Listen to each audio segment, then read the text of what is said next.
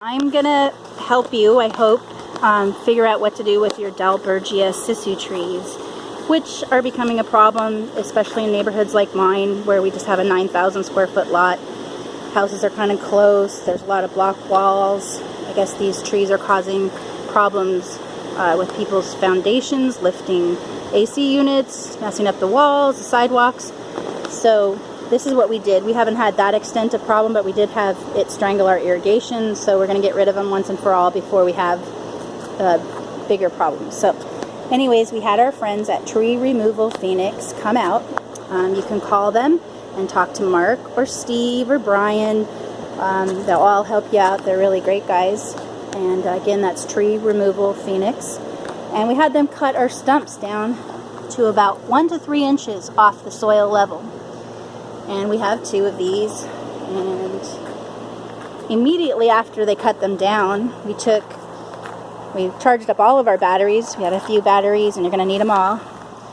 We took our drill, make sure you got a pretty good drill, and we took our spade bit, and it was 3/4 inch, and we drilled every 2 to 3 inches around the sap ring, the perimeter of the tree, and we went about 4 to 6 inches down.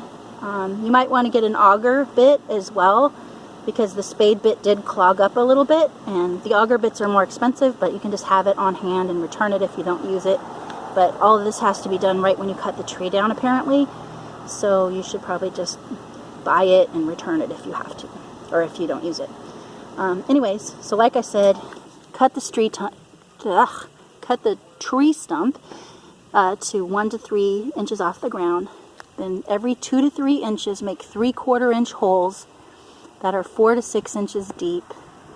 Fill it with the herbicide concentrate, undiluted, which would be the Roundup glyphosate. Let it soak in, then you can top it off once it soaks in a little bit, and also paint it around the outer ring of the tree, because that is the area of the tree that ends up delivering to the roots, and that's what we want. We want this herbicide to be delivered to the roots, because if we just have this stump ground out, then we're going to have this root system alive underneath our property, which, trust me, they sprout out all over the place, and they sprout saplings. You would think it's not possible once you cut the tree down, but it is. So we're going to do this, and hopefully we're doing it right. We're going to wait 8 weeks, and we'll let you know how it goes. Thanks.